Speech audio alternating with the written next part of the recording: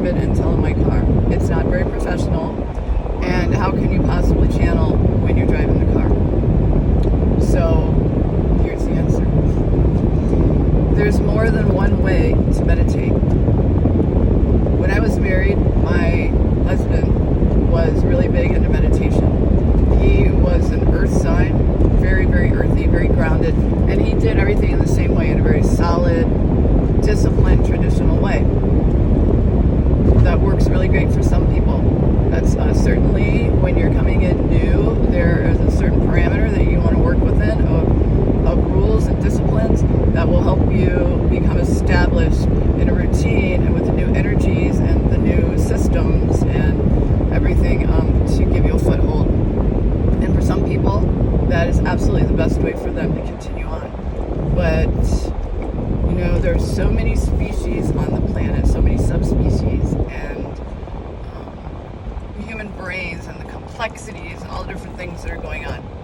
How can you have one way of doing something that works best for everyone?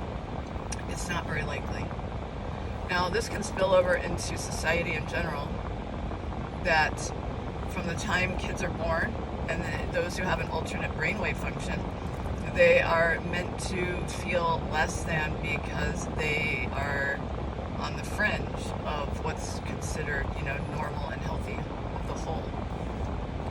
And I've always had an issue with that because I have seen it play out so many times that kids who, once they are out of the educational system and they have a chance to blossom and do their thing and use whatever skills they have, they soar way past everyone else because those handicaps, those alternate brainwave functions that people put them down for, destroyed their self-esteem, medicated them, are actually their greatest strength. And they can do things that other people with normal brainwave functions, they cannot do.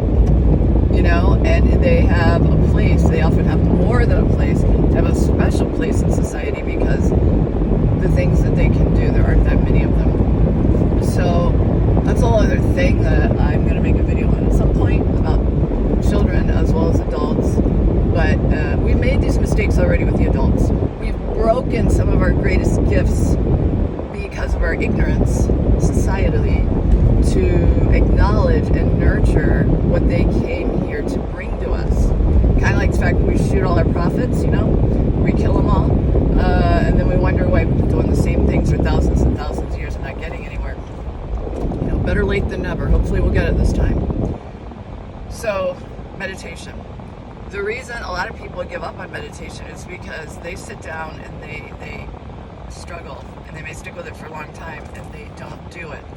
Now, it could be a couple of things. First of all, when you're trying to do something new, and in my opinion, a lot of instructions that people have for moving into different frequencies and having different ways of being. I didn't think that it's explained well, and I'm not saying that I'm the expert in explaining it either. I'm just simply saying I saw a big gap, and why I'll try to fill it. And I'm hoping lots of people will try to fill it because people hear things in different ways, and if I am able to help, then that's great. That's why I make them. There's someone who hears me and understands in the way that I do.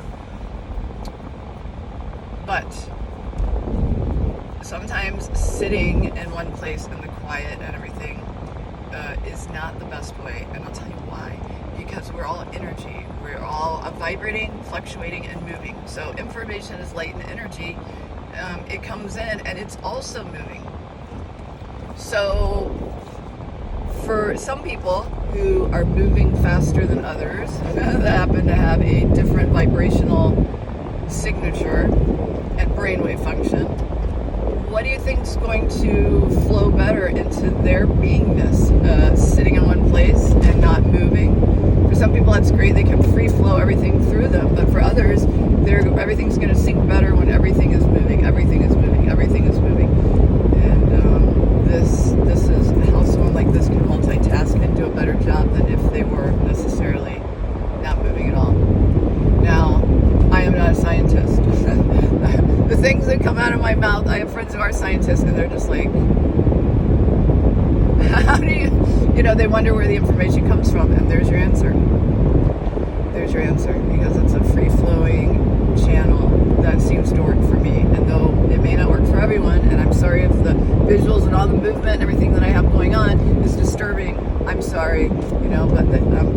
message is the most important thing.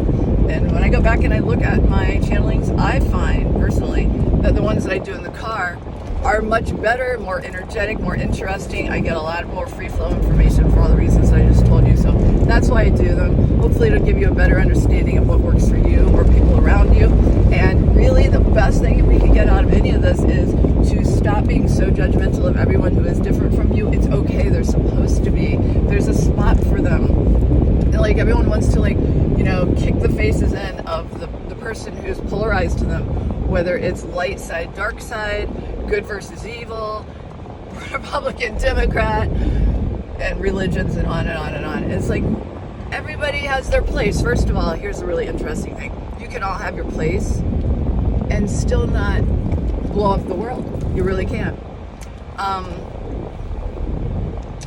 That is not likely to happen, not in this dimension, anyway, but there's a place for everything. That's all I'm trying to say. You can't have day without night. So people dig in about that because that's a really big one. That's a really big issue. People have the polarization of light and dark. The best explanation I've ever heard was on Gaia Mateus de Stefano, and I cannot remember the episode, but I'm going to look for it because it's worth the time to do so. He gives an explanation on the creation of the world and why all parts of it are beautiful and how one can't exist without the other. And though logically you can understand that, integrating that into your being is difficult. And I have mentioned this before, and apparently it's really important because this keeps flowing back into my brain about how this concept of everything coming from the same creative divine spark being integrated in order to have Zen, in order to not have any triggers or blocks, you have to not just say, I'm there, I get it. No, you have, the truth is when, you can't fake truth, you can't fake energy. You either are in that energy as your truth or you're not, right? So until you can integrate that, that's like 0 point, that's the middle ground, that's the middle path, without holding any resentments or any imbalances or energetic blocks, because it's all just energy. If you have a block, a thought about something, a resentment, anything, it's a block. And what happens when you block electricity? You don't get a free flow. So the entire free flowing amount of electricity that you